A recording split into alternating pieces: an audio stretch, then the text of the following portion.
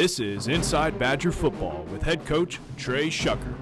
Inside Badger Football is brought to you by Bell Wealth Services, Welch Funeral Home, Austin Wingfield State Farm, Southern Bank Corp, Southwest Sporting Goods, the accounting firm of Turner, Rogers, Manning, and Plyler, Taylor King Law, Price and Company, Doctors Rob and Gary Rucker, Eccles Thompson and Kneebone, Certified Public Accountants, South Central Connect, Java Primo, Southwest Auto, R&T Dixon Enterprises, Arkadelphia Tire and Outfitters, Patterson Federal Credit Union, Batson Signs, Print Mania, Agent Jake Knight at Pennington Insurance, Cry Like Pro Elite Realty, and Sheffield Music Company.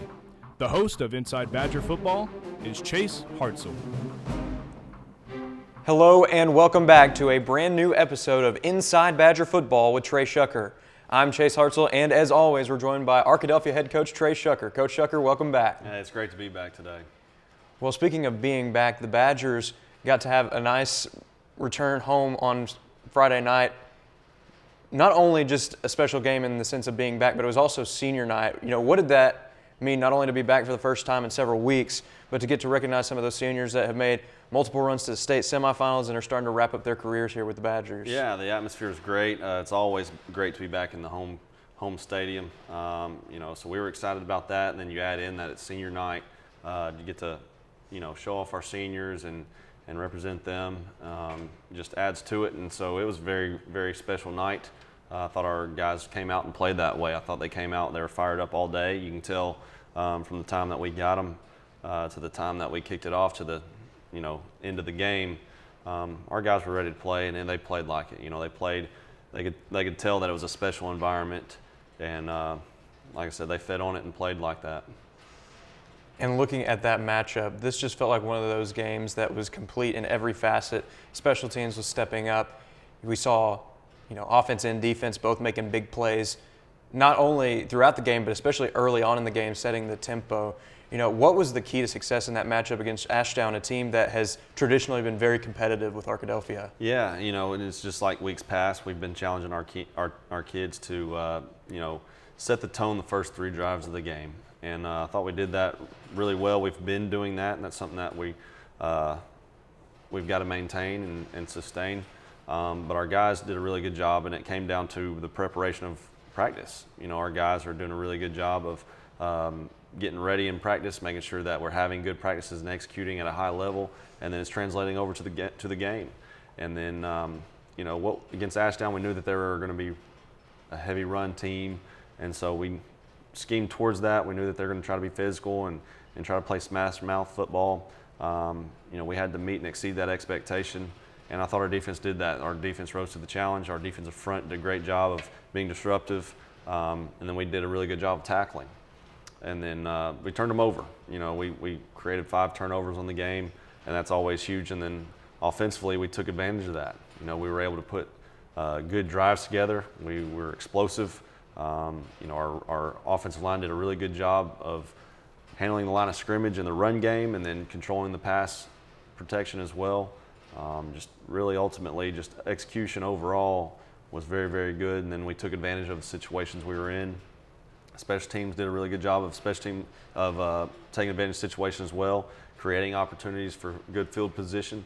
It's just one of those things where we're starting to really see where we can go with it, and this game really showed us how good we are. Ashdown's a really good team, they really are.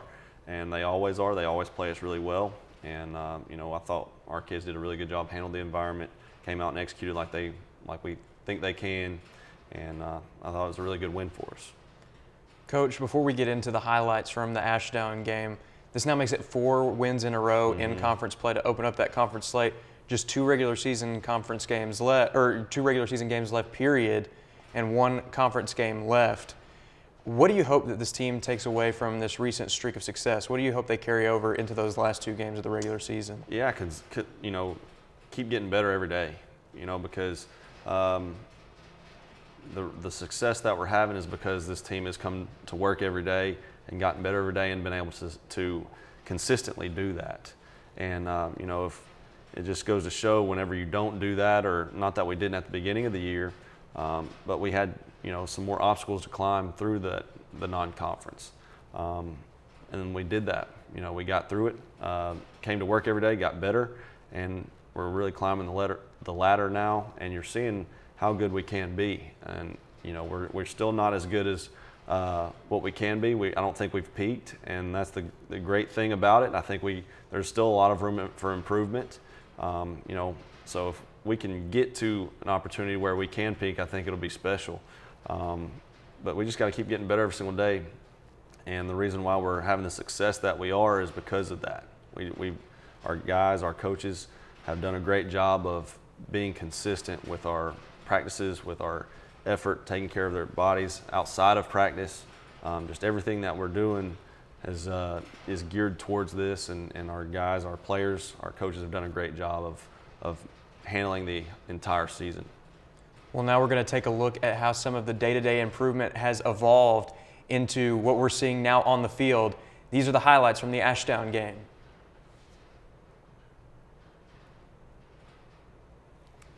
Yep, our offense got the ball to start the game, and the first couple plays didn't go so well, but we did a really good job of big throw and catch right there to Evan Bailey. Got us close to it, to a first down. We're 1 yard. All we needed was 1 yard, and then we quarterback sneak, and it ended up getting about 17 yards. And so that's a big push from our offensive front. Again, our offensive line has done a really good job, much improved over the course of this season. They're playing really, really well and physical football right now. And a lot of our success offensively is on the backs of those guys. Without those guys up there, we're not able to do the things that we're doing. And then, find D'Angelo Buckley on a running back screen. Really good blocking downfield. We get Carson Crows, our right tackle, out in space. He gets a really good block in space as well. And D'Angelo does the rest with his legs. D'Angelo's a senior for us, having a great season. He's been really consistent here in the conference play, and excited about the senior, the season that he's having.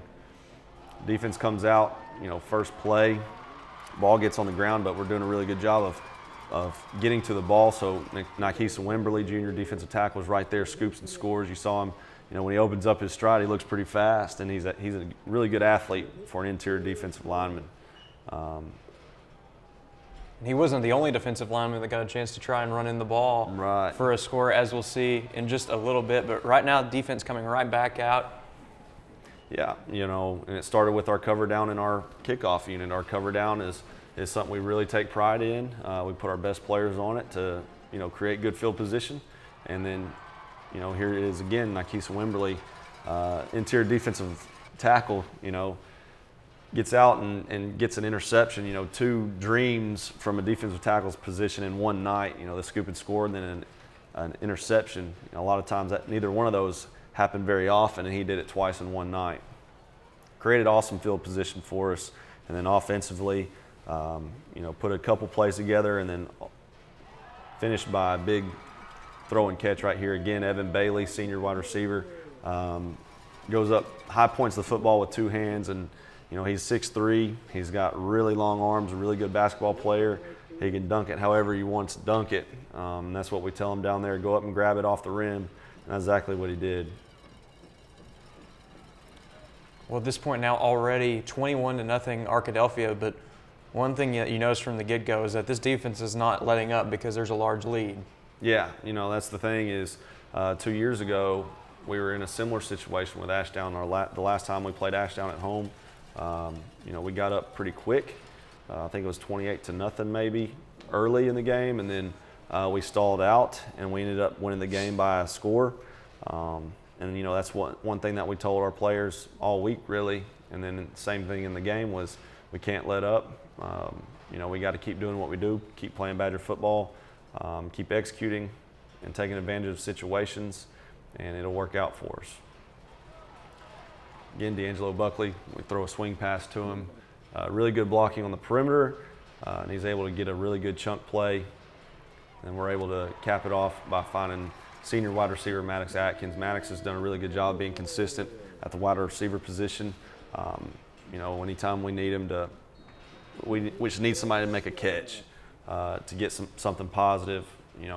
He's been able to do that for us. He's very reliable in his route running, and really good play to see him get a good long touchdown like that on the season, especially on senior night. Well, it's not very often that you get the opportunity to have 3 seniors record touchdown receptions in the first half. And we saw that in this one with Maddox Atkins, Evan Bailey before him, and D'Angelo Buckley, of course. And then throwing the ball, too, on all 3 of those touchdown passes, another senior in Cade McBride. Yeah, Cade McBride had a really efficient night. He had one of his best nights throwing the football and running. And then defense, creating turnovers. Right there is Michael Brownlee, junior corner. And, we talked about the defense forcing 5 turnovers, and then when the offense caps it off with scores and touchdowns, it's huge. And, this is a big run by Kyle Reed. This is the type of running back he is. You give him a little bit of daylight and he's going to go take it. When he opens his stride up, he's tough to catch. Just a huge chunk play right there with Kyle Reed. And whenever we're getting those chunk plays, it really keeps the momentum going. And then we get into a heavier package for the goal line. We put a senior defensive tackle, K.D. Young, in the game. He's another one that's really deceptively athletic, and we feel good about him down there on the goal line. In that situation, we hand it to him, and he punches it in. Really good job blocking up front, too. He didn't have to do too much, but our front guys did a really good job of being physical and creating the hole for him to get through. Defensively, I thought we did a really good job of wrapping up the tackle and getting the ball carried down, and then flying to the football and being in position in the pass game to create plays. We turned them over 5 times, and that's because our defense is doing a great job of taking advantage of the situations, and then when they're in position to make the plays, they're making the play.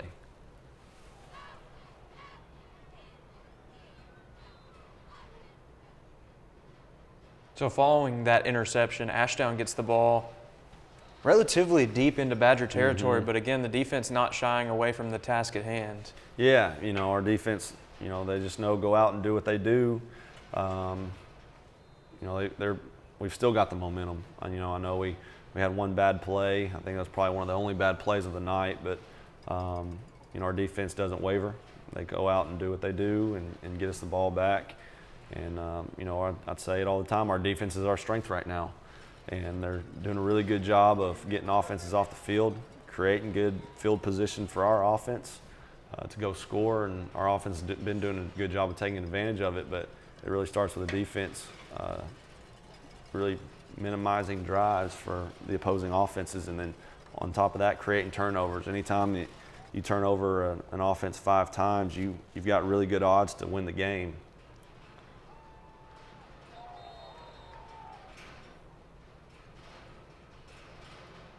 This is the play, or this is the drive going into halftime. Try to reverse.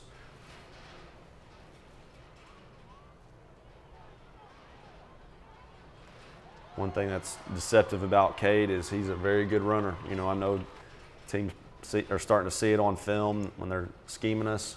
But he really is. Whenever he tucks and gets out in space, he's a really good runner. He's tough to bring down. He broke a lot of tackles Friday. He's tough. He's a tough kid. Well, that marks the end of the first half on that last play. 35-0 though, Arkadelphia, and we go into the good sportsman rule. So not many plays to look at here, but as you can see, even with the advantage, Arkadelphia still locked in as ever on defense. Yeah, and that's what the whole halftime deal. Anytime we're in a good sportsmanship rule, the expectation is the expectation. Yeah, we had a great first half.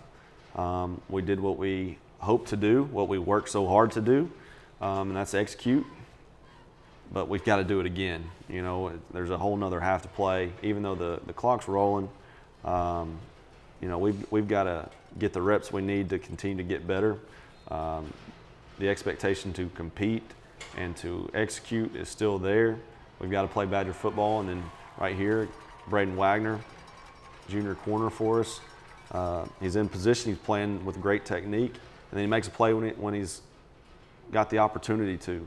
And that's, that's another thing about creating turnovers is whenever you have the opportunity, execute and do it. Jay Purefoy, he had a kind of a quiet night overall, but then he busts out this one. He's one of those guys that we just got to get the ball to, and then he can do everything else with his legs and his athleticism. Really good perimeter blocking as well. Very proud at how our guys, our receivers, our skill guys are doing a really good job of the perimeter blocking and taking it serious because of plays like that. All we need is a little bit of daylight, and then we feel like we've got good enough players to make something happen and be explosive. Our guys are really taking pride in that now. They're really seeing that. All they need is just a little bit of daylight and they can crease something. And they're taking pride in their blocking to be able to do it.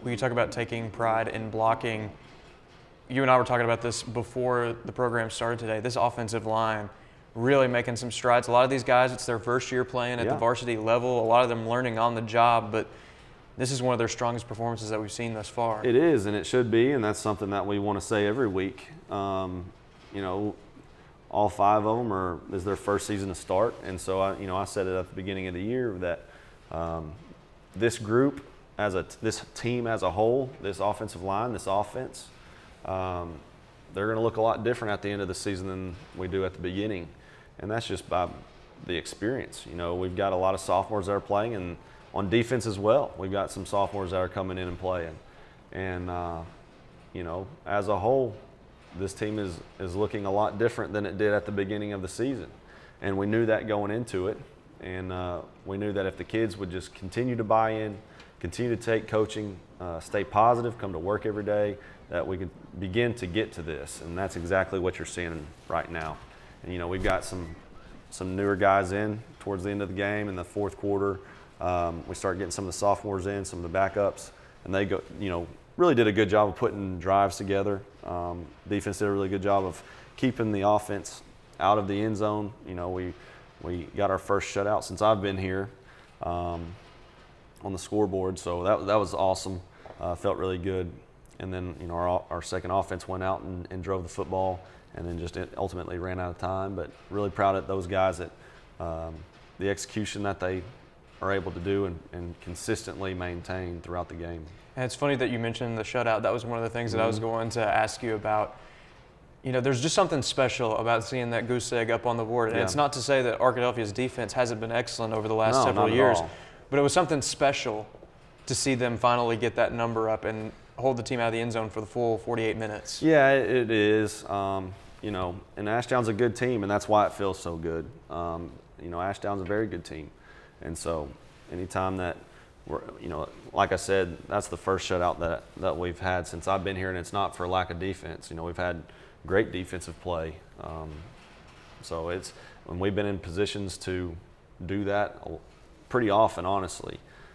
Just for whatever reason, haven't been able to get the zero. But offensive stat leaders, very spread out, very even. We're pretty balanced run pass. Just playing at a high level. We've had a lot of different people score. Cade McBride had his most efficient night, 10 for 13, 187 yards, threw for 4 touchdowns. D'Angelo Buckley had a touchdown reception. Kyle Reed had that big, the big chunk play, 4 carries for 74 yards. Purefoy had a touchdown. Evan Bailey had a touchdown. Maddox Atkins had a touchdown, and then defensive player, KD Young, got him in on our goal line package and got him a touchdown as well. Really, really good seeing as many people touch the ball and spread out numbers and touches. And it's very hard to defend whenever you've got so many guys that can do really good things with the ball. And then defensively, again, we knew that playing the run-first offense, we knew we had to be physical. We knew we had to meet and exceed the expectation. We had to be disciplined with our eyes and our alignment, and our defensive guys did a great job. Nikese Wimberly what a dream of a night from a defensive tackle position. 5 tackles, an interception, and then a fumble recovery for a touchdown. And then Nick Williams has been very consistent on the back end at the safety position, 8 tackles. Katie Young, again, has been very consistent on the defensive line, 7 tackles and 2 sacks. Chase Vandenborg has been very consistent, 7 tackles. Skylar McClure, sophomore, defensive end, 6 tackles and a quarterback hurry. Reese Campbell's a guy who's progressed every week too and has been playing his best football, 5 tackles. And Braden Wagner, again, is playing. He's been in position arguably more times than anybody. He's been taking advantage of it. 5 tackles. He's one of those things from the corner position. He's a very good tackler for a corner. A lot of people think that corners can't tackle. Well, Braden Wagner will tackle you. And then also did a really good job and got the interception. Malachi Hamilton, sophomore linebacker for us, 5 tackles. He's playing his best football right now as well. He rotates in. It's really good having him playing the type of football that he is right now. We like our linebackers to be on rotation and keep them fresh. And he adds to that. And then Michael Brownlee, junior corner, 4 tackles and an interception. Michael's one of those guys that he's just so long. He's almost 6'3", and has great ball skills. And he's a guy that, we wouldn't be afraid to use that wide receiver at times. So that goes right into our players of the week. Our offensive player of the week is sophomore offensive line Grant Rollins. He had his best game, had the best game for our offensive line. He's a guy that, as a sophomore, playing very, very good football right now, playing above his age. We talked about our offensive line progressing every single week, and they are. And he's doing a really good job with that. Just really setting the tone in the run game and the pass game. Defensive player of the week, Nikes Wimberly, just a dream of a night from a defensive tackle position, an interception and a scoop and score. And then also he's been very consistent as well and progressing and getting better every week. As you can see, the stats say it all by themselves. But I love the energy that he brings every week for our defense. And then special teams player of the week, sophomore Seth Molinari. He was 100% on his PAT kicks. He did a really good job of understanding where to kick the football on our kickoff unit. And then he also made a tackle on the kickoff, which, we don't really want him to have to do, but he did a really good job of making sure that the returner got down. So, really good job for him. And then our Badger Spirit Award winner is sophomore linebacker and kicker, Thomas Miller. Thomas Miller is a new player to our team, but, man, he shows up with energy and excitement every single day. And then he is one of the first guys to run out there for the scout team, make sure that we're lined up, and gives us a good look for our scout team defense. And then, as well as supporting our team overall. He's one of those guys that he's so excited to play football and happy to be there. And we're excited to have him. Absolutely. And congratulations to all of this week's winners of Badger of the Week Awards. Something else that's pretty special about this week is that those were all underclassmen that were bringing home the awards. So it was a special night for the seniors. They got to make their big plays throughout the night, but also it's a promising sign for the future of this program that some of the younger guys are also stepping up as well. It sure is. We've got a strong senior class. We really do. Those seniors have been battle tested. They've been through a lot, and they're great leaders, and they're leading us where we are today, putting us in position to potentially be conference champs. We'll play for that here in a couple weeks, and it's on those senior shoulders, and they're doing a great job of that. But we've got really good sophomore class coming up too, and putting themselves in good position to make plays, and they're taking advantage of it and getting better every single day. And really love how this team is coming together. Like I said earlier, I don't think we have peaked at all. I think we're still climbing the ladder of that, and if we can get to a position in the season where we do get to peak, I think that it's going to be a special ending. This team very, very happy with where we're at and where we're going, and so very proud of our seniors for leading us there. Senior night's a big testament to that. Ashdown's a really good team, and we came out and executed and took over the environment. Certainly some good times ahead for this team. But before we get too far ahead of ourselves and talk about next week's matchup, we're going to take a look at the rest of the scores from around the 4A7. Of course, we just broke down the Badgers' score 42-0 in that one. Big win for Nashville at home, winning 54-6 in that contest. And then Mina with a come-from-behind victory over Falk, winning in that one 37-13. Yeah, you know, the closer we get to the end of this season, we start to see kind of where the teams fall. You know, there's still football to be played. Anything can happen in this conference. There's still some really big matchups in the future that will determine conference seeding and moving into the playoffs and all that. And there you can take a look at the standings as they currently stand. Arkadelphia, the only 4-0 team in conference play because Malvern had a bye this week. But the Leopards currently in line to face the Badgers for essentially a conference championship game in that last week of the season. Nashville's right there in the mix as well with a 3-1 record. Ashdown has a victory on the season, and then Mina and Waldron have yet to play. But one of those teams is going to walk away with a victory here in the next couple weeks as well. We're going to take a look at some of the other matchups that are going to be happening from around the conference this week. Nashville at Malvern, that's going to be a big one. Two of the top 3 teams in the 4A7. And also Mina facing off against Ashdown, a couple of teams battling for that 4th seed. Yeah, no doubt. You know, you talk about the Nashville-Malvern game. You know, Nashville's playing their best football right now. They're being explosive on offense, and their defense is doing a really good job. And so this can be a really good matchup. You know, Malvern has been very consistent. You know, they're the returning champs and all that. You know, a lot of their team is back, and they're doing what they're doing what they have to do, and they're taking care of business. So, you know, but that should be a really good matchup with Nashville playing their best ball and then Malvern being consistent with how they play their football. And then, you know, Mina and Ashdown, that's a big game in terms of who can, you know, when it comes down to the conference seeding into the playoffs, that game is huge and it matters. And so both those teams have a lot to play for. And then, you know, Waldron's off, and they're going to be trying to get ready for Mina in the following week, and hopefully, you know, if they get a win, they'll make their playoffs. So there's a lot of football to be played. There's a lot of things that can shake out and be different, you know, from where it is right now. And so we get to play Fordyce. We're happy to be able to play, and we're happy that they allow us to come down there and play them. You know, both of us have had really good seasons, especially in conference, and we know, you know, this game doesn't really matter in terms of conference seeding or playoffs or anything like that. You know, that both of us, we're looking to have big seasons in the playoffs and make a run. You know, both programs are historic in the sense of, you know, have some tradition, you know, historically make deep runs in the playoffs. And so this will be a really good matchup. But we know it's not the Super Bowl. Right. Both of us. So, but it will be a really good matchup. We're excited to get to play it. And it's going to be a special matchup, too, because these are two programs that, although they're not in the same conference or classification anymore, they have played each other in the past. Plus, there's just a certain mystique about getting to play in Fordyce, especially at Paul Bear Bryant Stadium, getting to play on the same field where the stadium's namesake first played the game of football.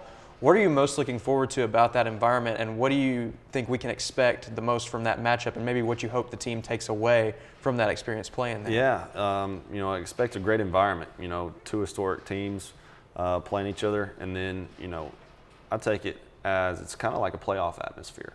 You know, a team that you don't normally see.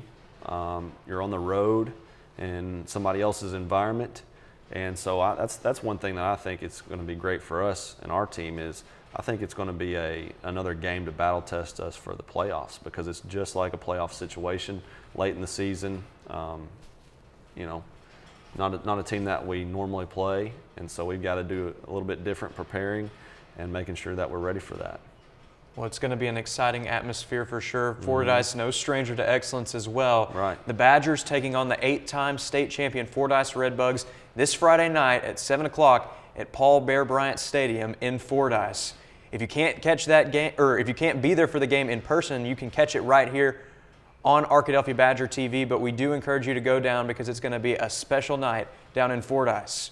Well, Coach, thank you for joining us, and we'll see you next week when hopefully we break down another Badger win. All right, thank you for having me. We'll see you then. Go Badgers. Go Badgers. Inside Badger Football is brought to you by Bell Wealth Services, Welch Funeral Home, Austin Wingfield State Farm, Southern Bank Corp., Southwest Sporting Goods, the accounting firm of Turner, Rogers, Manning, and Plyler, Taylor King Law, Price and Company, Doctors Rob and Gary Rucker, Eccles Thompson and Kneebone, Certified Public Accountants, South Central Connect, Java Primo, Southwest Auto, R&T Dixon Enterprises, Arkadelphia Tire and Outfitters, Patterson Federal Credit Union, Batson Signs, Print Mania, Agent Jake Knight at Pennington Insurance, Cry Like Pro Elite Realty, and Sheffield Music Company.